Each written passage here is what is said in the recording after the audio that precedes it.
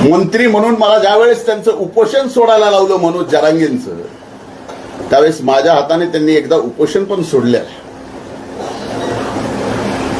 तसं माझं त्यांचं काही वैर नाही.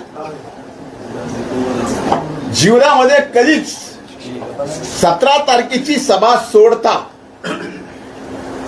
मनोज जरांगेच्या विरोधात मी एका शब्दानेही बोललेलो नाही, एक आरोपही केला नाही. आणि अशा परिस्थितीमध्ये एकीकडे आपण सर्व समाजाला 18 पगड जातीला बहुजन समाजाला सोबत घेऊन जात असताना हा व्यक्ती कसाच आता आवरत नाही, म्हणून यालाच पूर्णपणानं राजकीय सामाजिक एवढंच नाही तर मनोज जरांगेंना वाटतं की धनंजय मुंडे या पृथ्वी तलावरच नसावा.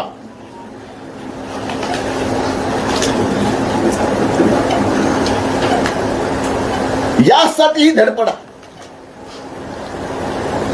मी 17 तारखेच्या सभेत सुद्धा त्यांना 2च प्रश्न विचारले होते.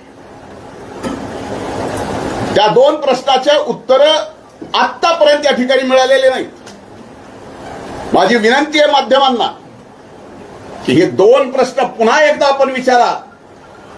आपण लोकशाहीचे 4था स्तंभ आहात. मी पहिला प्रश्न विचारला होता की मराठा समाजाला खरंच ओबीसी मध्ये जाऊन फायदा आहे,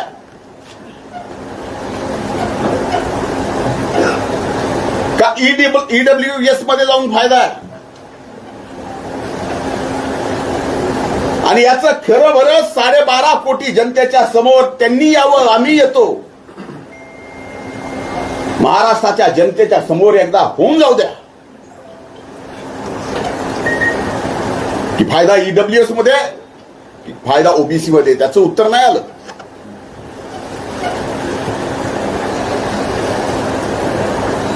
आणि दुसरी विनंती केली होती, तो ओबीसीचा एल्गार मेळावा होता, ओबीसीच्या आरक्षणाला धक्का लागणार नाही यासाठी होता. आणि त्यात मी विनंती केली होती की छत्रपती शिवाजी महाराजांनी स्वराज्यामध्ये त्या काळात जो गावगाडा उभा करून दिलेला, जे गावकूस घालून दिलेलं आहे,